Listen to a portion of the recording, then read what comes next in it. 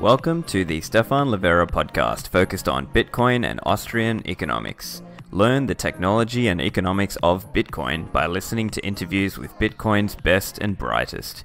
Today, for episode 60, we have the nodl team. They're a great young Bitcoin hardware startup offering a full node product, which I bought recently, and I've had a great experience using it. So the nodl team are Askuwheteau and Ketominer, aka Michael. Here's the interview.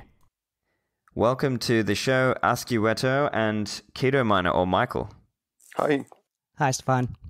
Yeah, it's great to have you guys on the show. I had the opportunity to try out the nodl myself, and I just thought it would be good to get you guys on. I like what you guys are doing. But before we get started, let's just have a bit of an intro from each of you. So, Askuwheteau, maybe you just start. Yeah, hi. Well, we're really excited to be here. We're regular listeners of the show, and we feel like you have a great lineup, so hopefully the same holds true afterwards. So Ketominer and myself have been running the nodl activity for a couple months now. I'd say roughly 6 months. And we come from very different backgrounds. I myself am trying to scam the whole banking industry because I'm a banker. And hopefully not for long. But that's where my, 15 years experience comes from. Mainly custody, foreign exchange, and all risk and compliance related type of jobs. Nice. Yeah, I mean, I personally, in my day job, I actually work in sort of more like risk sort of work. How about you, Ketominer? I come from an electronics and IT background, and I'm like on and off in Bitcoin since 2014, trying to do some cool hardware around it. First started working on the hardware wallet actually in 2014, and it was kind of too early, and the tech was not really ready. And I really came back 2 years ago with a first prototype of a hardware full node, and that's how it started. Excellent. So, look, I think we should start with the why. So, Askuwheteau, I know you've written a piece here called Rise of the Nodes. I think that would be a great jumping off point to start our discussion today. So, why don't you tell us a little bit about the problem? What is it that, we're facing in terms of, financial surveillance and so on? Well, I guess before the surveillance, because maybe that we talk about that a little more often, I think just the inability sometimes to easily conduct business cross borders with just anyone you want without anyone else meddling in is even worse. Obviously, there's the surveillance, but I think it's kind of cool with Bitcoin how easy it is to just do business. And I think we're lacking infrastructure. And so basically, you want to do business one-to-one, you have to set it up in a fairly complicated way because you can't really send invoices. And I think running your own node now with the BTC Pay servers, etc., makes it just easy to set up a business in an hour and run it online. Now, the second thing is having a node in your shop also makes it easy to run like physical stores on the Bitcoin network in about no time. So I think it's really about doing business now. And it's the next level in what we're trying to do is powering businesses. Fantastic. All right. And I think part of that is it's just been difficult for people to really participate fully in the whole Bitcoin economy just because of various technical difficulties. And I think that's, to some extent, that's what you guys are trying to solve with your company. So tell us a little bit of the background of how you guys got started. Well, sometimes when we look back, I mean, I remember that one night we actually met at the local like Paris Bitcoin meetup where we go very often. And I remember one night I was walking down the bar. It's a very dark place. And I passed a table where he was sitting, and there were lights everywhere on the table. And I just stopped because I looked at it. It was the only thing that was bright in the bar. And he had that pile of devices sitting on the table. And I asked him what it was. And he was just trying to build all those things. You'll always see him with gear. And he stopped. He said, okay, that's my node. I'm trying to sync it. So you've got the battery. You've got I think it was a Raspberry at the time. He has all those components lying around, and he's just trying to figure it out. And month after month, he does the same thing. But it wasn't very satisfactory. And we never talked about it again. And just a few months ago, the components get better, the tests get better, and we figure out that there's nothing like that really outside. And the idea came along like slowly, but it wasn't like we knew at first. It came after a while. So I think that's kind of funny because it was there the whole time. Yeah, and I would add that this nodl project would probably never see never happen if that old device that I had 2 years ago didn't die. Actually, this Raspberry Pi and the SSD I used died after about 1 year, and I tried to revive it by any means, like replacing all the parts, and I figured out that it will just not sync in a reasonable time anymore. So I started iterating on different hardware, and since I have like 20 different combinations of main boards and storages that I tried before finding the one which gave me a reasonable sync time and satisfactory user experience. I love it that you've really come to this from a point of view of tinkering, and you have been doing it by practice, right? Because sometimes people can spend time theorizing and understand, like thinking, oh, maybe this will work. But really, you've just kind of tinkered together and found what were the pieces that kind of made it work. And maybe later on we can talk about even my personal experience. I purchased a nodl, and I've recently, been setting it up over the last few days with some of your help. But yeah, let's start then talking about the components of the nodl product. Let's go into that. Yeah, so the main board we are using now, it's public knowledge, is a ROC64 with 4 gigs of RAM. That differentiates it a lot from the Raspberry Pi because we have 4 times the memory amount on the board, and we have much faster memory. And we also use SSD storage. As everyone knows now, SSD is progressively replacing hard drives in the world, and it's much, much faster, especially for access times. And this is very important because when you do initial block download and verification of the blockchain, your disk is actually spending a lot of time seeking from one place to another to reread old blocks and transactions. And having an SSD removes totally this seek time. That's how we manage to achieve an initial block download in about 40 hours in most of the cases. We do have some issues, and I kind of tweeted about it some time ago with the reliability of the boards. We actually have 20 to 30% of boards which we just trash upon arrival. So it's the supplier is not perfect, but we use them mostly because they share our belief that we should use open hardware as much as possible. And actually, the guys from Pine64 started with a Indiegogo campaign a few years ago, and one of the goals was to build a really open platform. And as opposite to the Raspberry Pi, which uses a proprietary bootloader and closed Broadcom chipset, the Pine64 products, and especially the ROC64, are using a much more open architecture. Fantastic. And Michael, can you please just help explain for the listeners what are the benefits there of that more open architecture as opposed to the proprietary closed source one? In one phrase, it's don't trust, verify. If you run a closed architecture or closed computer, you don't really know what's running in there. The same reason made us start using the Purism laptop for building the nodl. I just got mine 1 week ago and moved all the development to this computer because I can verify exactly what runs on my computer. And I think this is important for our users too. Probably no one did it yet, but if they want, they can just go in the source code of the bootloader, source code of the chipset, and check what's in there.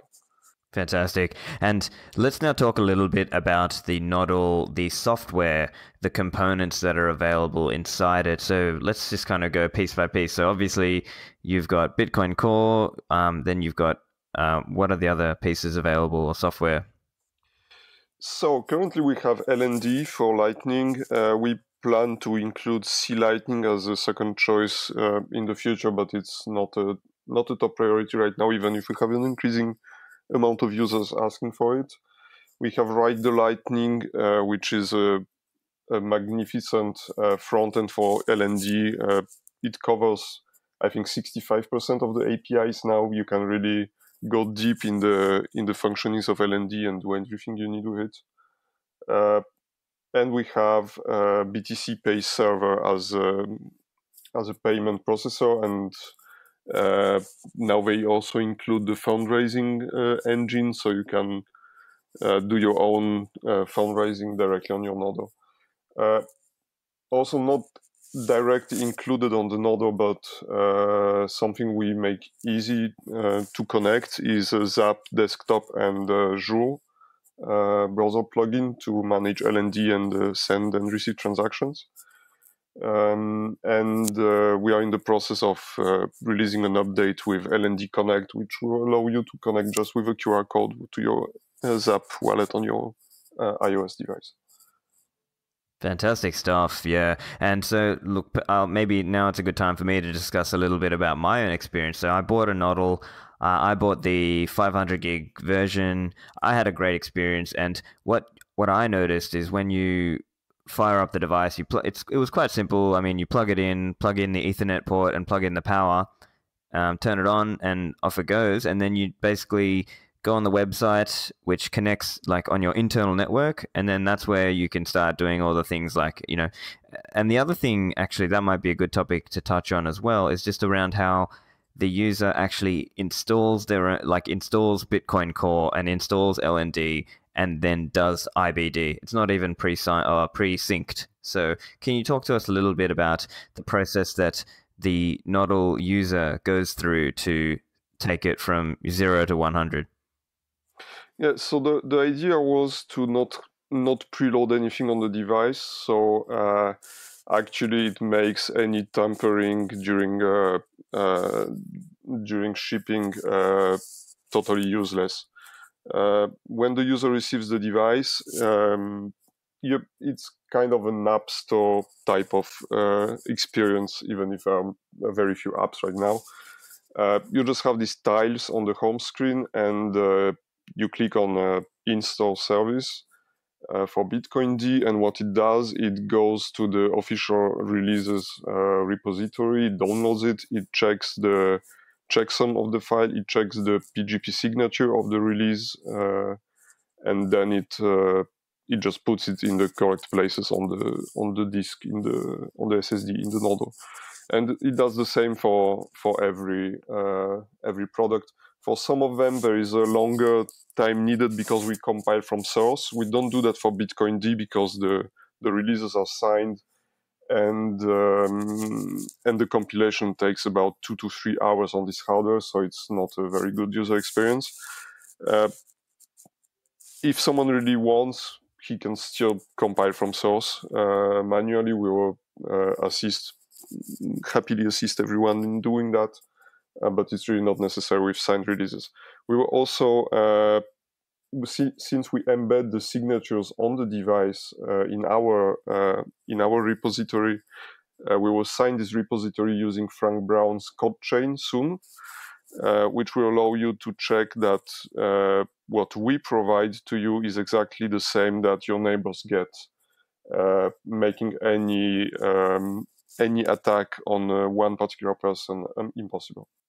Fantastic, yeah. It's a great setup in terms of the device, and it might be interesting now just to talk about how there's like an LND stack, and then you can kind of go the other pathway with C Lightning. So the way it is set up now, you've got Bitcoin Core, LND, and then you can set up Zap to connect to your own personal nodl, and you can obviously set up Joule to connect there as well. But then I suppose the other pathway that you could do is Bitcoin Core, C Lightning, and then use something like Spark Wallet.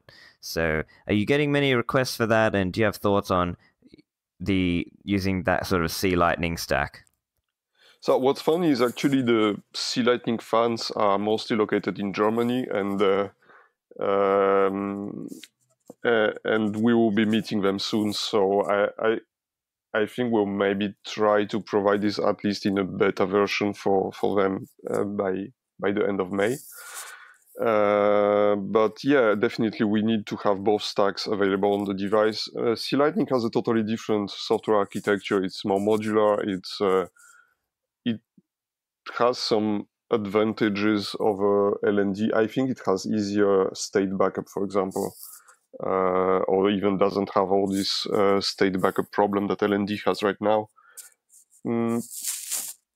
The idea behind the nodl is to give the users the most choice possible. So we will implement different Lightning implementations, and we also want to implement different Bitcoin implementations. For example, BTCD, which is more space efficient for the future. Fascinating. So I guess let's now talk about your typical customer. So maybe Askuwheteau, you can cover this one. In your mind, who is the ideal customer for this product? I guess you have different types of customers, really. Like we'll see some like anonymous type of customers where you get a name, you get a PO box, you send the nodl, and never hear from them again. And I think we respect that, because part of it is to be able to service these people. And it doesn't really matter if we don't hear back from them at all.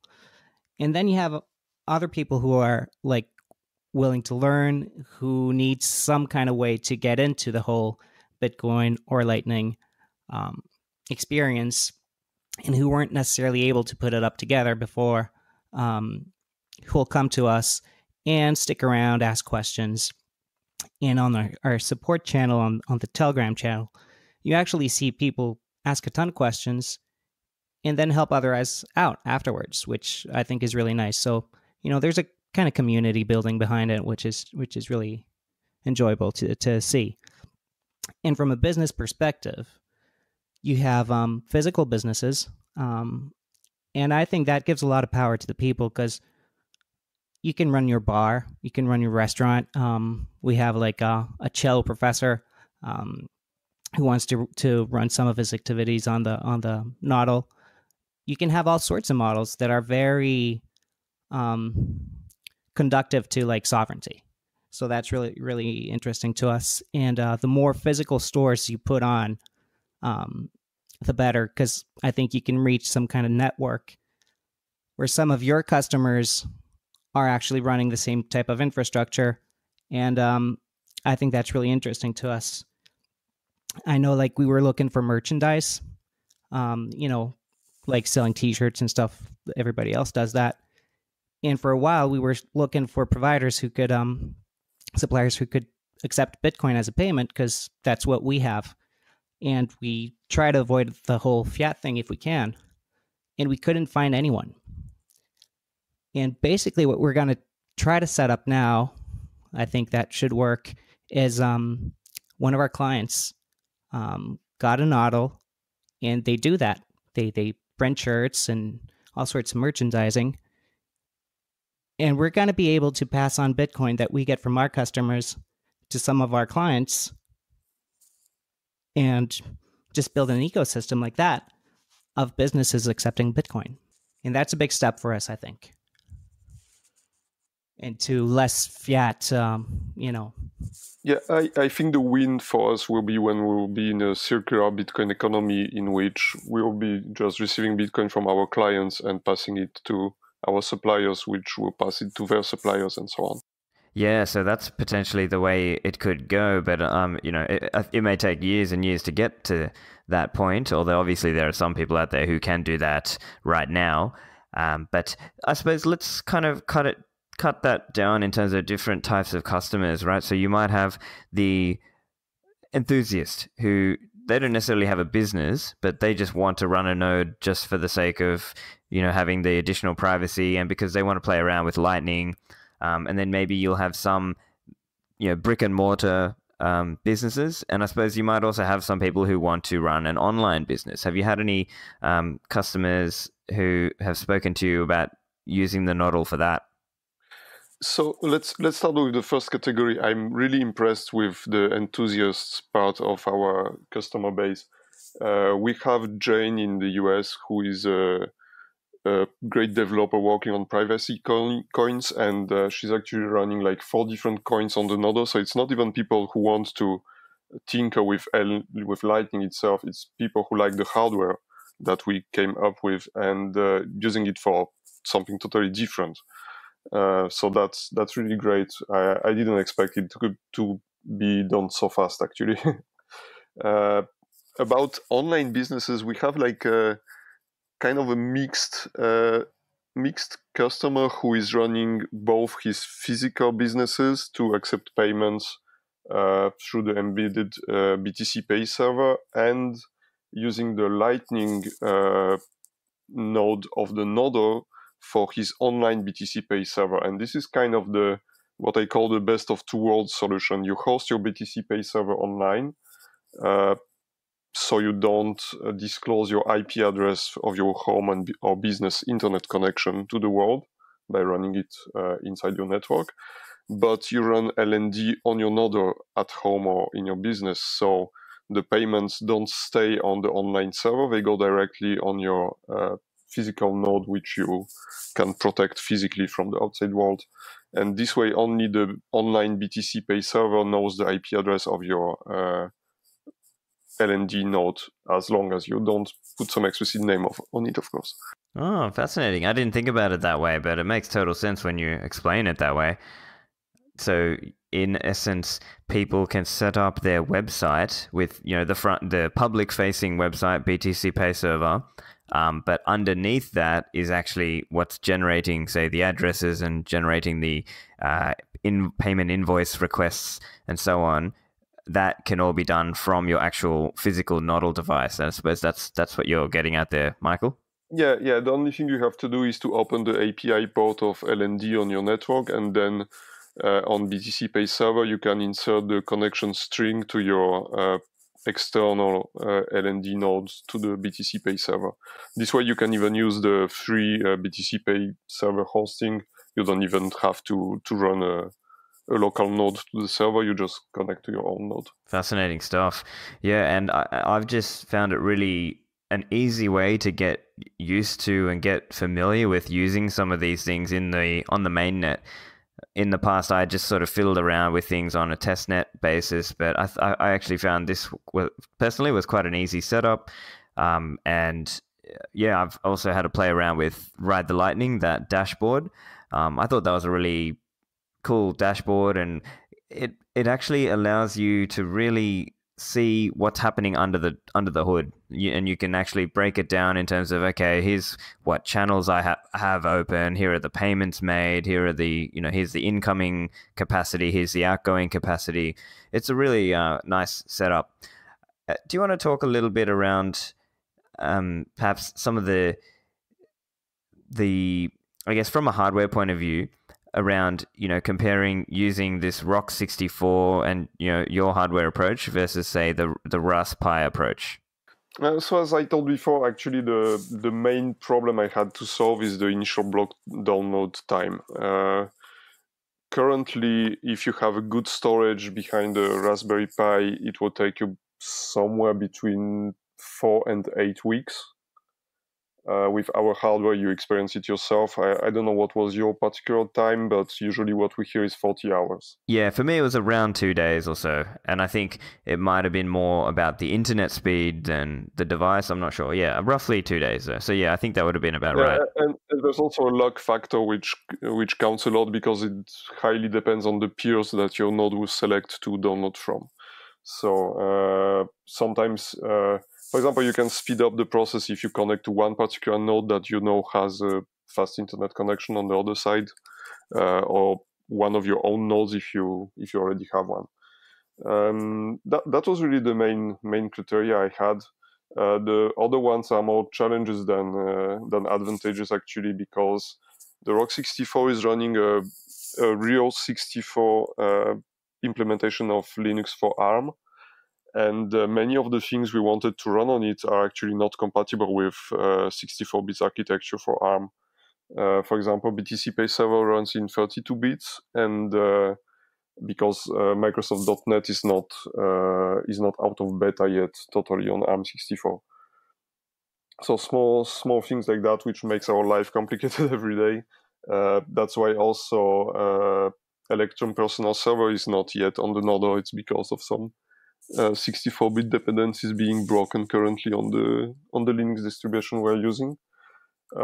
But I mean, this is what makes the product interesting, and this is why we exist. If it was easy and just plug and play install, we would not have any work to do. Well, yeah, it's given you a job, hey? Okay, and I think the other thing is that there's different Bitcoin full node products out there, right? So there's the Casa product, the Casa node. There is Bitseed, and I know Bitseed are pairing or partnering with Samurai to do the Dojo product.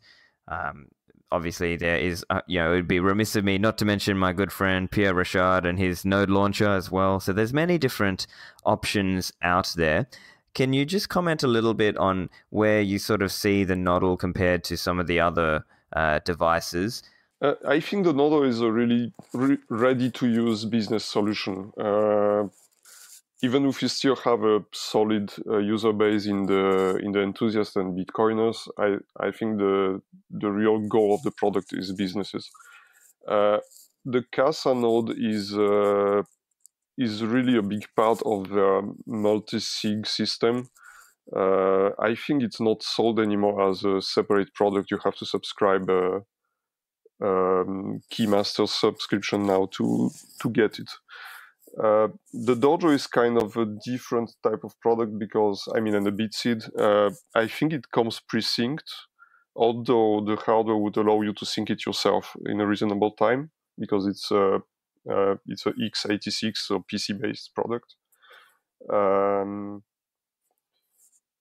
I think the closest actually to the feature set of the nodl is Pierre Richard's launcher because I don't like to look at other products when I develop something because it tends to influence me, and I like to do something on my own. So I looked at his interface after I made the nodl, and actually there are many similarities. It's pretty funny. For example, this Joule and Zap Connect features are very close to what we did.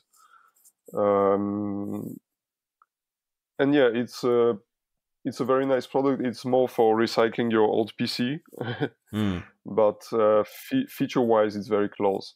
And we have other hardware products coming. Actually, we have the nodl rack coming. It's more for a data center situation. It's x86, so PC-based server with full redundancy. So we have double storage, double motherboards, double power supply. It's more for an online business who owns his own servers and wants to have a payment processor in a box for his hosted architecture. It can also be used in some big business, for example, some big store who wants some rack mount solution instead of a small box. And redundancy because they rely on the Lightning payments for their business. So this is coming pretty fast, and we will also provide it in a hosted version. So you will the same as you can set up your BTC Pay server with your Bitcoin and LND full node on some virtual server today. You will be able to rent it from us on a physical server. As you may know, any type of virtual server can be broken. It's just a matter of time. People can go out from the... For example, if you're co-hosted on a physical server, your virtual server can one day potentially be accessed by a person who has a virtual server on the same physical server you have. Amazon had some critical upgrades to solve this kind of problems. Azure had. It's just a matter of time before all the virtualization systems will be broken and then fixed, but it will be too late if your coins are stolen meanwhile.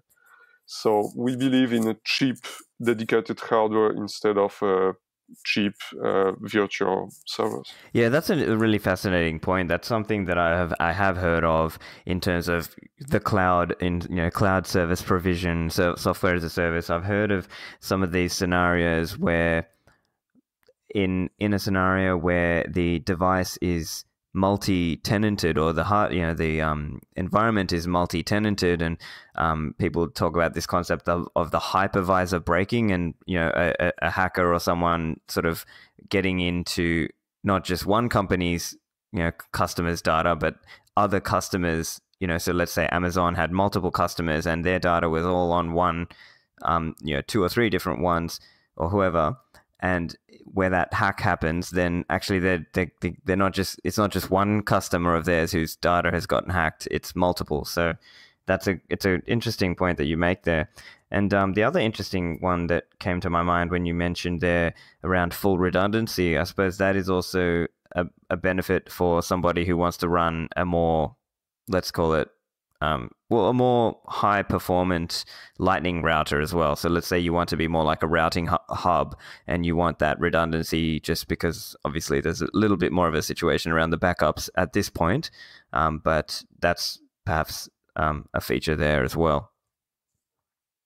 Yeah, totally. And there is another thing, at least for C Lightning, we will probably see the first hardware Lightning wallets coming on the market pretty soon. There is a lot of work happening around that right now. And you can't plug a hardware wallet in a virtual server. Right. And so in this case, then you're basically implying there that most businesses would either want to host, actually have the physical server in their own premises, or they would, well, in that case, they would, because obviously they've got the hardware wallet, and where they're comfortable not having the hardware wallet, then they could potentially rent a physical server from you guys at the Nodl team. Yeah, totally. And with the included hardware wallet or signing device to connect directly to this physical server. Obviously, there is still a lot of work around this to prove that we actually provide the physical nodes to the customer. But that's something we're working on. Fascinating stuff. And can you tell us a little bit? I'm not as familiar. Obviously, I've heard of this concept of the hardware Lightning wallet. Can you outline a little bit, just for the listeners who aren't as familiar, on what that is and how it might work? So the only thing I know about it is what I heard at HCPP 18 from Stephan, who was working on it at the time. Basically, from what I understand, in C Lightning, the key signing part is a separate module, and they just move it to the hardware instead of running it in a software library. Okay, interesting. So every time some transactions comes to the nodes to be routed, it goes to be signed inside the hardware device and then out. Obviously, it's not perfect because this hardware device has to be always on. You will not go to sign manually every time some transaction is routed by your node. Yeah, makes sense. Okay, and then so I suppose coming back to sort of full circle in terms of comparison of the Nodl with some of the other products out there, I guess one of the key differentiators, as I understand you then, is really around making the product work for a business user. So right now, let's say the Casa and the Bitseed products are probably more targeted towards an individual, whereas the Nodl product, because obviously you can run BTC Pay Server on it, and it's very sort of one-click install built into the product, it's probably very well suited for a business user. Yeah, and this is really how we want to help adoption of Bitcoin in physical businesses. We want to go. We hope to go one day door to door and just propose physical businesses to implement Lightning for them and allow them to accept payments. In the box, you receive the Bitcoin accepted here sticker, it's a sticker designed to be glued to the front door of a business, the same as Visa or Amex. And this is really what we want to have. Fantastic. And I think also from a price point of view, then let's talk about kind of the differentiators there. So let's say you're a business owner and you can either buy the nodl product for something like $400 or $500. I guess really the only other alternative would be if they were to just have an old laptop lying around, and they would use that. But ultimately, if they weren't going to use a nodl product, they would otherwise have to buy sort of a full-on computer, and that might cost a little bit more than what kind of the nodl product is, and it might not be as kind of one-click install. Yeah, I'm not sure actually this is what they would do. They would probably just host their payment solution online on some cheap VPS server. Like you can do. There is this one-click install for BTC Pay server on Luna Node, for example. I think this is our main competitor in this field. But we can kind of solve it by factorizing a hardware node between many businesses. For example, if you have one street with 10 or 20 shops, each making a few transactions per day, they could agree on buying one together and putting it in one place and just all connect to one physical node, not necessarily having one box in every business. Right, yeah. And I think the other thing is, obviously, many of my listeners are not just kind of the normal person. They're typically Bitcoin enthusiasts. And so for them, it's a good idea for them to have an understanding of the different products that are available and the different software, such that when their friends who aren't so familiar with Bitcoin ask them, they can recommend the right tool for the job. So that's kind of what I was hoping to get at there, just to kind of delineate between some of the different options. So I suppose for some of my listeners, they might like to, if they've got a merchant coming to them and asking what's a good way to do it, well, this might be a good option in that case. Okay, so maybe let's talk now a little bit about things like sales volumes and kind of how you're going so far over the first 6 months and sort of where you see it going. Maybe Askuwheteau, you can add some comments on that. Yeah, well, we don't really discuss the whole sales volume kind of sure details, but we're still in this phase, I guess, that's almost like a testing phase, in the sense that we are selling products and we're following up on it, etc. But I guess that the crowd that we're really talking to right now is still really enthusiasts or people who have a fairly good understanding of Bitcoin. We don't sell for anything else than Bitcoin for the time being, for example, meaning that in a way we're kind of filtering who our customers are. We've had a few people reach out to us saying, "Oh, do you accept credit card payments, etc.?" And we've actually turned them down because I guess the timing wasn't necessarily right.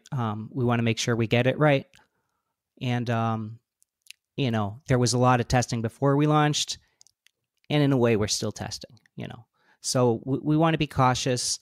The thought process behind it was we want to make sure when we launch something that it actually works, because reputation is really important, and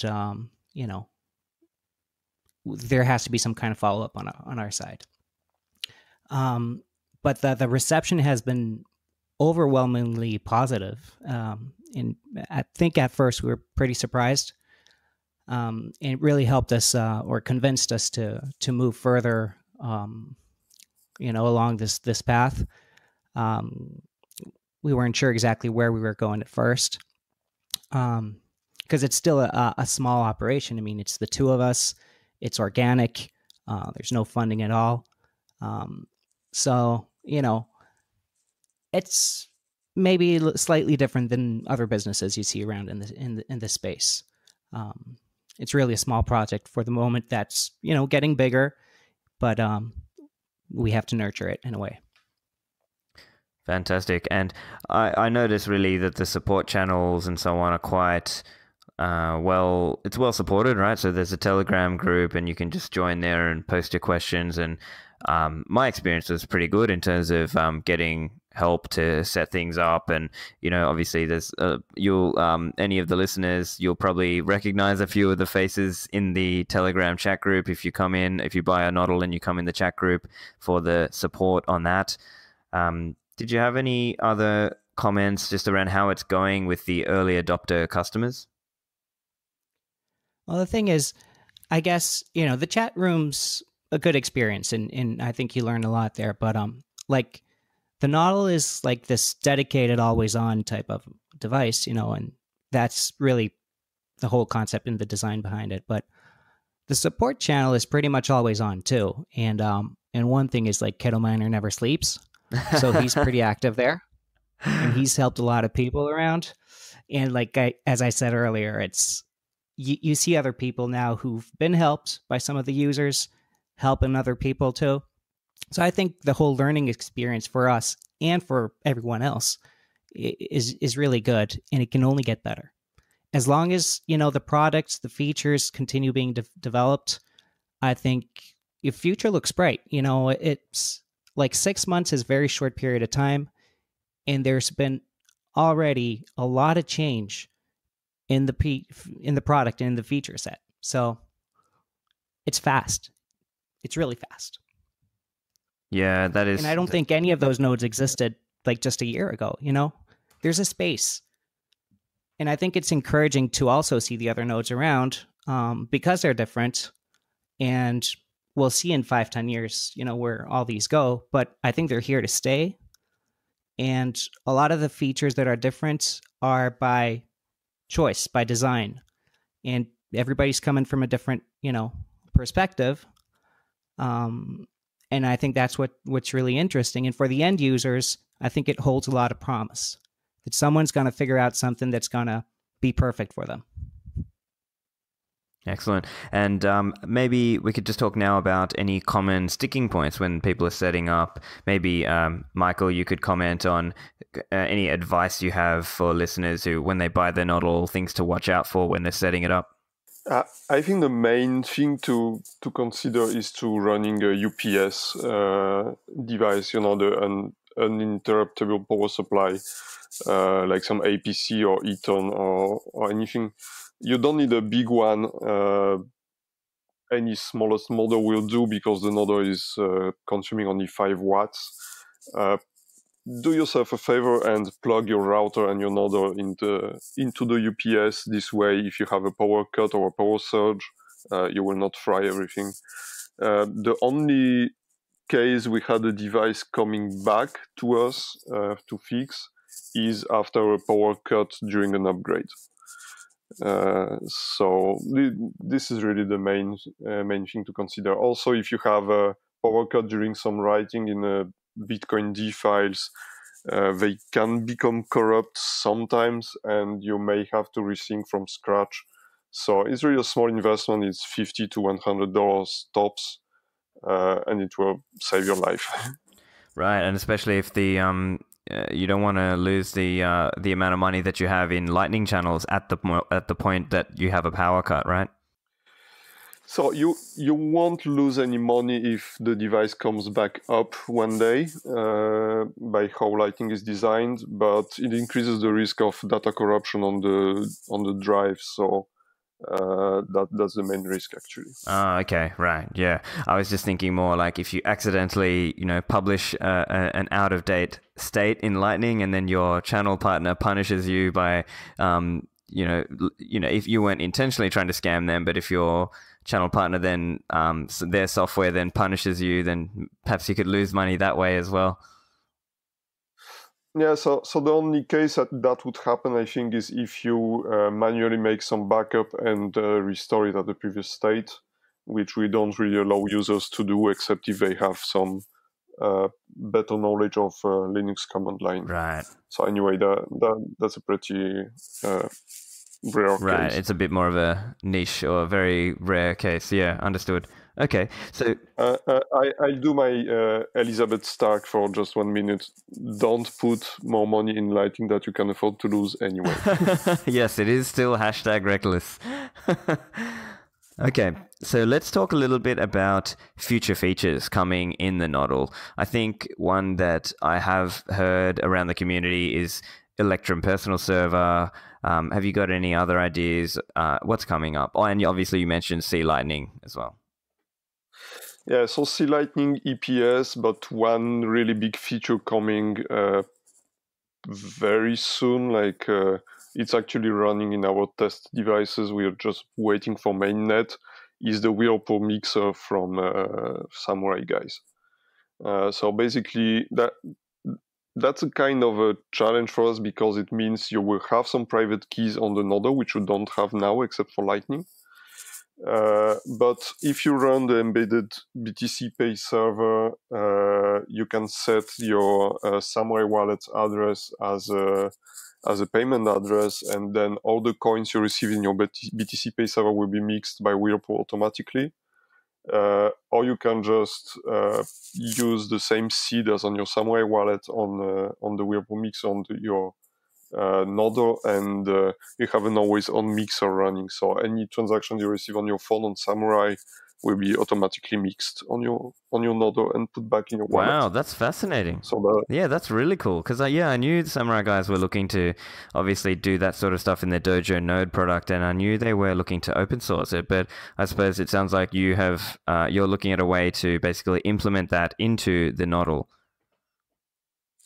Yeah, so they provided the binaries to us to test. They are very happy about the results, and we hope that Mainnet will be launched pretty soon. That's excellent. So can you tell us a little bit about how that would work? So let's say the user has, obviously they've bought their nodl, they've set it up, they've run BTC Pay Server, and then they would put in, would it be some kind of setting up the same memnonic seed on the nodl product as what they have on their phone, and then the payments that come to their phone would be mixed by the device? Or how would that work? Yeah, exactly. Since the seed defines the wallet, you actually just provide the same seed phrase to the nodl, and it will be encrypted and stored inside the Whirlpool product. And then you export your XPub key from your Samurai wallet and you insert it in BTC Pay. Actually, you can do that with any BTC Pay. It doesn't have to be the one from the nodl, since it's all the same wallet. It just uses the BTC Pay, just using your XPub to generate addresses for you. To generate addresses, yeah. Fantastic stuff. And then it comes into your Samurai wallet. It gets mixed, and I think it's not yet implemented in the Android wallet, but it will be coming at the same time as Whirlpool Mainnet. You will have a flag on each of your transactions on your wallet to tell you if it's mixed or not. Yeah, that's really cool. I can foresee, I understand you right now, it sounds like you're mainly targeting towards business users, but if that sort of works very nicely, I could see a lot of enthusiasts being interested in this product as well, because then it helps from a privacy point of view massively. Yeah, of course. And one thing we are doing, for example, on our online store is, so currently we don't have Whirlpool Mainnet yet, so we are using Wasabi Wallet, but all the payments we receive from customers on nodl store, we mix in Wasabi Wallet. So I think anyway, you not only do yourself a favor by mixing the coins you receive, but you also help the people who send you the coins. Oh, exactly, because you're helping increase the size of the anonymity set. Yeah, and you protect the privacy of your customers.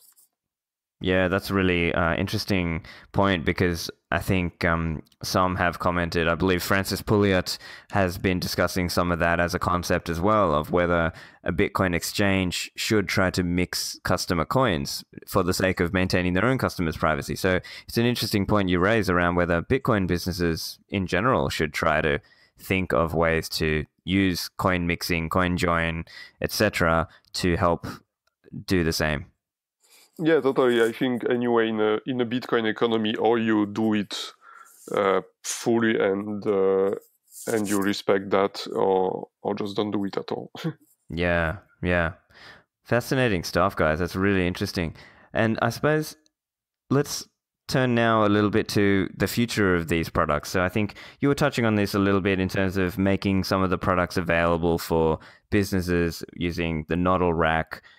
Do you have any other thoughts to add on that kind of idea of where you see all these kind of node as a product or node as a service products? I think as the demand will grow for big businesses, we will just iterate on the rack. Today, it's a very small power product to be able to sell it and run it on the budget. But we hope seeing some big businesses coming to Bitcoin and Lightning one day, and they will require a totally different kind of hardware. We kind of announced last year a very big rack mount server, but I mean, we can implement it right now if someone asks, but we don't provide it as a ready to buy product because we are talking $20,000 product. It's not something we can keep in stock just for fun. Yeah. So we can build it to order, but I think this is really the main thing. Why not seeing some Walmart or I don't know Costco or some chain like that having some big nodal rack in their main data center, which is processing all the payments? That would be the dream evolution for me. Or a large shopping mall or something like that with tons of different stores and different users, different owners. Yeah, one thing we're working actively on too is being able to run multiple Lightning nodes on one node, because as you may know, it's a custodial product. Like a Lightning node is a custodial product. So if you run BTC Pay and Lightning on your node, you will be able to have only one Lightning node today for all the users of BTC Pay server. And BTC Pay server is multi-tenant. So if you have some group of stores that use one node, they would have to share one Lightning node and then split the funds somehow after they cash out the channels. So we are working on a solution to have multiple Lightning daemons running on one device. Ah, right. Yeah. So I guess you are trying to help each in that example, you could have each shop kind of having their own little instance, if you will, of Lightning LND running, rather than having to share and then therefore having to have it all hosted into the same BTC Pay server. Yeah. Another thing we have to work on is user education around Lightning itself, because people don't really get the channels concept right. And sometimes we have users coming and saying, okay, so I've opened one channel to X and I can't receive payments. Yeah. And we have to explain that it's normal because the funds are on your side, not on the other side. The next RTL UX and should help with that, because you will see each channel and the cursor of the balance on each channel, right or left. But we hope to help that too with a channel opening service. So when you get your node, you will be able to request a channel from us to you. We have some pretty well connected nodes, and then you will be able to receive payments without thinking about it. Oh, okay. So it's sort of similar to Thor's bit refill service, where they will open the channel to you to provide you that incoming capacity. Yeah, totally. Yeah, that's an interesting one. And that's how we partly reinvest the funds we get from our customers. Actually, we allow some percentage of all the sales of nodes to opening channels. Oh, it's really clever. Very, very good foresight there. And I think the other thing to add there is just that Lightning is still early. We are still using single-funded channels, right? Once we have dual-funded channels, then a lot of this concept of people, like users, having to do manual channel management, some of that will go away because they won't have to think so deeply about, oh, okay, I've opened a channel this way, but do I have incoming capacity and so on. But yeah, I think maybe it might be interesting just to touch on education. Askuwheteau, do you want to just touch on education for your users and perhaps how your company can help teach them to kind of learn Bitcoin the right way? Well, yeah, maybe it ties into that too. Is like one last aspect for the previous question, kind of is the whole concept of being open in being customizable, upgradable, etc. as a product is customers from nodl are going to be able to benefit from the features that are going to be built by people other than us who are going to come up with great new products or services. And it's hard to predict the future when it's going to be created by someone else. But as a customer, you're going to benefit from that as soon as it's ported to the platform, really. So I think that's really interesting. And so you're going to get services, products, and the added knowledge and benefit of this still being very new. And we're pretty much all learning together at the same time. Then as far as like how we can help, I think putting up some large businesses onto the nodl and documenting it and showing other people how you do it and what are the benefits and how different it is to run a Bitcoin business, really, than the traditional fiat business, I think would be very beneficial for everybody, because we're going to learn along the way too.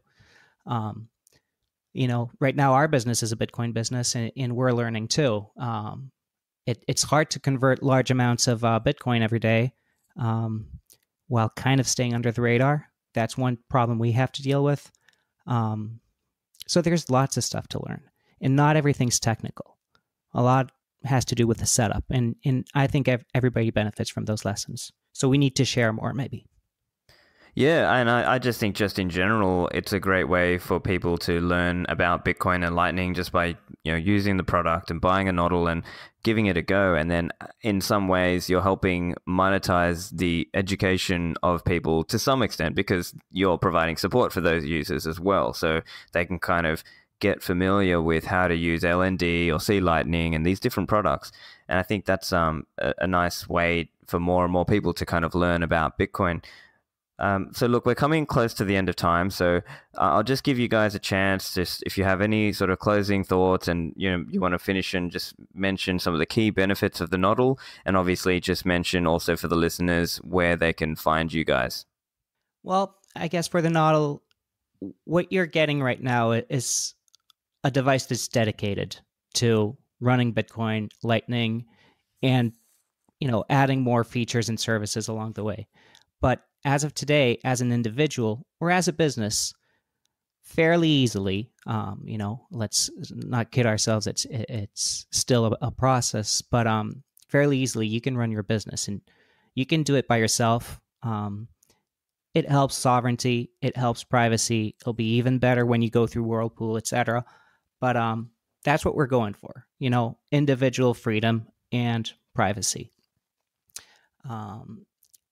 The best thing people can do is just come talk to us. And, we need to talk more. We need to be available, and just reach out.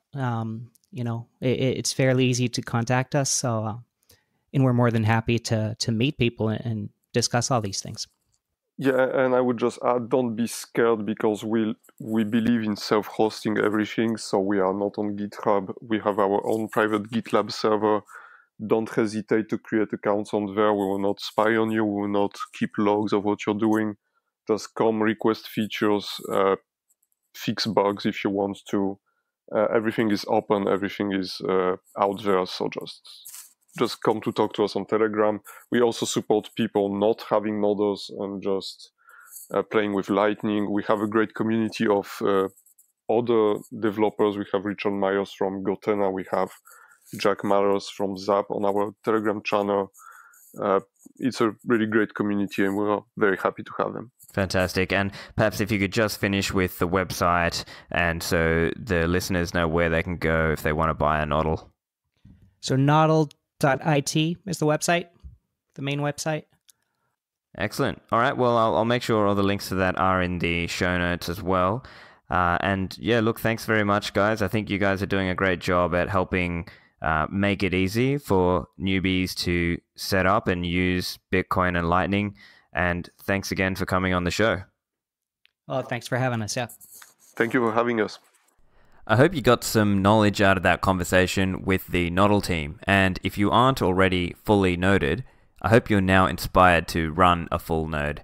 So my hope is that we see an ecosystem of many high-quality full node options in Bitcoin, and I want to help encourage listeners to be aware of those options. So the chances are, if you're listening to my podcast, you're more likely to be a hardcore Bitcoiner. So within your group of friends, you're probably the one they'd come to for Bitcoin advice. So my suggestion is, let's be equipped with the knowledge around some of the different products and use that to select the right tool from the toolbox for the job. So some of the options as I see them, there's obviously Pierre Rochard's Node Launcher. It's probably the cheapest of the options. It's great software. It's easy to install on a Windows or a Mac. It's ideal if your newbie friend has an old laptop or a PC lying around. Remember, they don't have to leave the PC on all the time. Even if it's only on 6 hours a day, you can just turn it on, sync it, and then use it as needed, and then turn it off.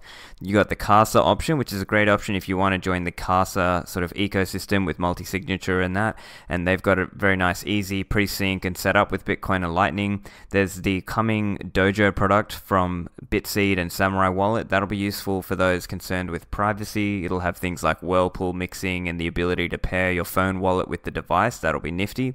And then obviously you got the nodl, which is perhaps a little more expensive than the Casa, but also a more powerful hardware. And it'll have a big difference in that it's got BTC Pay server, so it's very handy for merchants or anyone looking to set up to take online donations in a fully self-hosted, self-sovereign, fully validating way. So if you're interested in the nodl, check them out. The links are in the show notes. It's nodl.it. As usual, if you enjoyed the podcast, make sure you share it on Twitter, Telegram, forums, Reddit, etc. Follow or DM me on Twitter. My handle is @Stephan Livera, and the show notes are stephanlivera.com. Thanks, and chat soon.